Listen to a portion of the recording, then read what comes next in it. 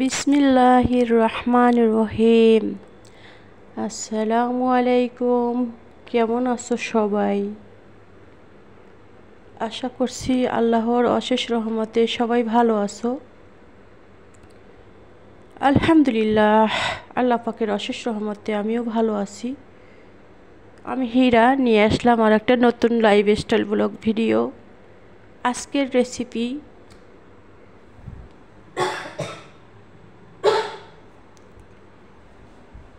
Recipe হচ্ছে tuna মাছের কাবাব।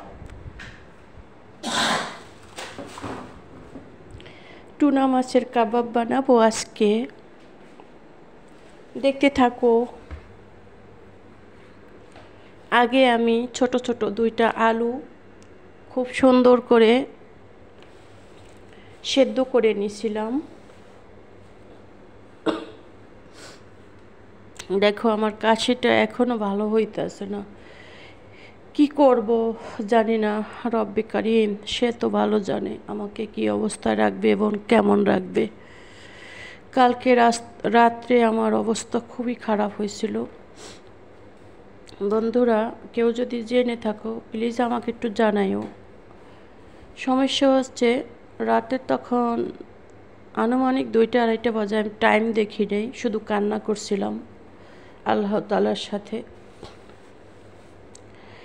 আমার পায়ের রগ অনেকবার খালি শুধু এরকম মনে হয় যেরকম এক জায়গায় বইটা আসতেছে কেন বইটা আসতেছে জানি না, এত খারাপ লাগতেছে। শুধু মনে মনে ভাবলাম, রব তুমি তো আমাকে এই অবস্থায় এখন অনেক কিছু করতে পারো, তুমি পঙ্গু বানাইতে পারো, তুমি আমাকে না ফেরার দেশে নিয়ে যেতে পারো, কিন্তু তুমি রব, তুমি সব পারো। আলহামদুলিল্লাহ, তুমি আমাকে সুস্থ রেখেছো। 1-2 বার না, 3-3 বার রগে এরকম টান খাইছে। তারপর তো আল্লাহর সাথে ইচ্ছা রকম কান্না শুরু করলাম, ইচ্ছা মতো কান্না শুরু করলাম। কান্না করতে করতে করতে করতে দোয়া করতে করতে দেখি কি রব একলাই আমাকে ঠিক করে দিচ্ছে। আলহামদুলিল্লাহ। ঠিক হওয়ার পরে যে কতবার যে শুকরিয়া আদায় করছি জানি না, রব জানে ভালো। এত খারাপ লাগছিল যা বলার মতো না, যে এইভাবেই তো মানুষের একটা দুর্ঘটনা হয়ে যায়। কিসের এত অহংকার আমরা করব, কিসের এত অহংকার করি, কি আছে আমাদের? কিছুই তো নাই। কত বড় বড় বিপদ থেকে রব আমাদের এই দুনিয়াতে আবার রেখেছেন, ভালো রেখেছেন। দুনিয়া থেকে চলে যাব, কোনো দুঃখ নাই, কষ্ট নাই, কিন্তু শুধু একটাই দুঃখ যে আল্লাহ তোমার কাছে যে কি জবাব দেব? কি আছে আমার জবাব দেওয়ার মতো? কি নিয়ে যাব তোমার কবরে? এখনো কি কিছু করতে পেরেছি? জানি না, আল্লাহ পাক রব্বুল আলামিন জানে ভালো। সব সময় সবাই আমরা এতটুকুই দোয়া করব আল্লাহ তাআলার কাছে, ঈমান আমল নিয়ে যাইতে পারি, জাহান্নামের আসামি জানি হইয়া কবরে না যাই। যদি একবার চক্ষু বন্ধ হয়েই যায়, সব কিছু বন্ধ, আমলনামা বন্ধ, কিন্তু কি থাকবে আমাদের? দান সাদাকা, ঈমান আমল, এছাড়া আর কিচ্ছু থাকবে না। তাই আমরা যতটুকু সম্ভব চেষ্টা করব কবরের সামান নিয়ে যাওয়ার জন্য।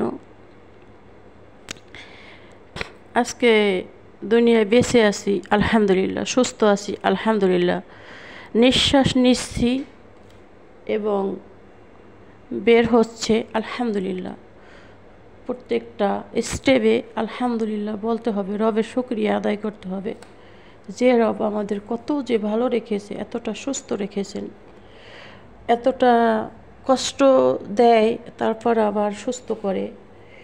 সেই রবের শুকরিয়া আদায় করে বলবো সবসময় আলহামদুলিল্লাহ। রব যা করে সেটাই শুকরিয়া, সেটাই আলহামদুলিল্লাহ। তো এইখানে তাড়াতাড়ি করতেছি, তাড়াতাড়ি করলে যেটা হয় রান্নার টাইম হয়ে গেছে, কিন্তু এইখানে যে কাবাবগুলো শেপ দিচ্ছি, এইখানে আমি তো আর কখনো এভাবে বানানো হয়নি। আর পেঁয়াজ দিতে ভুলে গেছিলাম, আবার পেঁয়াজ এখন গ্রেট করে দিতেছি। তো যা বলতে লইছিলাম, কাবাবের এইখানে শুধু দিছি কি আলু আর যে শুধু মাছ, কিন্তু এইখানে আর থাকে একটু মানে পাইলিংয়ের জন্য, যাতে একটু মানে ভাজাটা কোনো সমস্যা না হয়, এর জন্য যে করতে হবে একটু আটা কিংবা কর্নফ্লাওয়ার, তো এখানে দেখতেছি না, পাইতেছি না আমি, তো আমাকে দিতে বলে নাই আর আমিও দেই নেই। প্রথম কিন্তু বানাইছি ঠিকই, ভাজতে পারি নাই, একদম নরম। আর তারপরে কি করব, তারপরে আবার ক্যামেরা অফ করে আবার একটু আটা দিয়ে নিছি, আটা দিয়ে তারপরে একটু ঠিক হয়েছে মোটামুটি। আর গরম গরম তো একটু নরম হয়েছিল ওই সময়, তো অনেকক্ষণ পরে যখন তেলে ভাজছি দেখো এখন কিন্তু ভালোই হয়েছে, শক্ত। তো এগুলি ভেজে নিব এখন সুন্দর করে। আর সবাই এইসব রেসিপি সবাই জানো তোমরা, তারপরও যেহেতু ভিডিও শেয়ার করতে হবে করব, যার জন্যই এগুলি করছি। তো দেশের যে অবস্থা, যে কথাবার্তা শুনি, আসলে আমরা বাহিরের মানুষগুলি কিছু কাউকে দেখতে পারতেছি না, শুধু শুনতেছি। খুবই কষ্ট লাগে কিছু কিছু কথা। জানি না, আল্লাহ পাক রব্বুল আলামিন ভালো জানে আমার দেশটা কী অবস্থা হবে।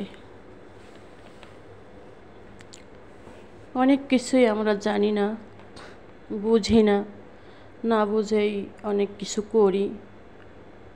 এখানে দেখো কাবাবগুলি আমি বেশি একটা দেব না, কারণ প্রথম প্রথম কী অবস্থা হয় না হয় জানি না। তো হালকা আছে ভেজে নিলেও সমস্যা, আবার বেশি আঁচ দিলেও সমস্যা, মানে জালটা বেশি দিলেও পুড়ে যাবে। আর হালকা আঁচে দিলে কি এটা খুলে আসে, কি যে একটা বিধিকিচ্ছার ভিতরে পড়েছি আমি জানি না। আর আমার ভয়েস বেশি একটা সুন্দর হচ্ছে না, আমি কি করব। আমার মানে ভয়েস দিতে গেলেও কাশি আসে, এমনিতে খুব কম আসে, কিন্তু ভয়েস দিতে গেলে মনে হয় গলার ভিতরে খুসখুস খুসখুস করে। এই যে ভয়েস দিচ্ছি কেমন জানি লাগছে, গলা কিন্তু একদম ক্লিয়ার না। যাই হোক, জানি না, সবাই একটু মানিয়ে নিও। কি করব বলো, আমার তো কোনো এখানে হাত নেই। রব আমাকে যেভাবে রেখেছেন আলহামদুলিল্লাহ, শুকরিয়া রবের কাছে, যে রব এতটা ভালো রেখেছেন এবং সুস্থ রেখেছেন।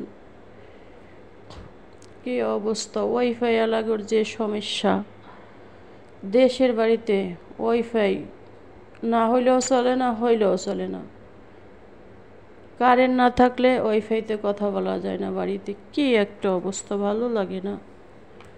সব কিছু মিলিয়ে রবের কাছে বলবো আলহামদুলিল্লাহ, শুকরিয়া রবের কাছে, যে রব এতটা ভালো রেখেছেন এবং সুস্থ রেখেছেন, আলহামদুলিল্লাহ। তো বন্ধুরা দেখো, এখনও কিন্তু নরম নরম, তেমন উল্টানো যাচ্ছে না। তারপর আমি অনেক কষ্ট করে উল্টিয়ে পাল্টিয়ে ভেজে নিচ্ছি। দেখো এটা কিন্তু উল্টানো যাচ্ছেই না, এটা কিন্তু একদম মানে এলোমেলো হয়ে গেছে। এটাকে উঠিয়ে তারপরে গিয়ে আর একটার সাথে মানে যেগুলি ভাজা হয়নি ওগুলির সাথে মিক্স করে তারপরে কিন্তু আবার পরে ভেজে নিচ্ছি। এই হইল আমার অবস্থা। এগুলি কিন্তু ভাজা সুন্দর হয়েছে, দেখো একদম লাল লাল হয়েছে এবং টাইট আছে মাশাআল্লাহ। এই হইলে অবস্থা আমার। আমি কিন্তু অনেক কাজই জানতাম না, আমার ইউটিউবার প্রিয় বন্ধুদের কাছ থেকে আমি অনেক কিছু শিখেছি। তারপর বলবা যে তুমি এত বড় মানুষ কিছু জানো না, আসলেই আমি অনেক কিছু জানতাম না, আমি অনেক কিছুই জানতাম না। আমি কিছু রান্নাবান্না করতে জানতাম না দেখে আমি কাউকে কখনো দাওয়াত করে খাওয়াইতাম না, আমার রান্নাবান্না মনে হয় ভালো হবে না। তো আলহামদুলিল্লাহ এখন যতটুকু পারি, শুকরিয়া রবের কাছে, এখন পারি, সমস্যা হয় না কাউকে খাওয়ানোর মতো। তারপরও কেউ আসলে শরীর হাত পাও কাঁপে আমার, যে আল্লাহ কী থিয়ে কী করব, কী কোনটা রেখে কী করব।